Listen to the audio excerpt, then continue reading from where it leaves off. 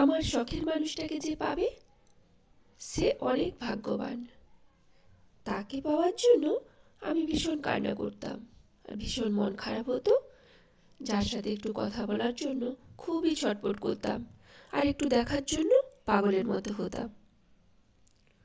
কোনো কষ্ট বা অপেক্ষা ছাড়াই তাকে কি সুন্দর অন্য একজন পেয়ে যাবে।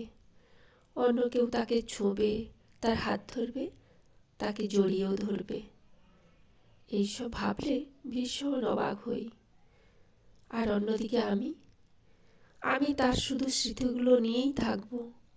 হ্যাঁ, তাকে ছাড়া হয়তো মরে যাব না, কিন্তু কখনো ভালো থাকতেও পারবো কি? পারবো না। আর এইসব যদি চোখে দেখতে হয়, তা তো মৃত্যুর চেয়েও বেশি ভয়ঙ্কর আর যন্ত্রণাদায়ক, তাই নয় কি বলুন?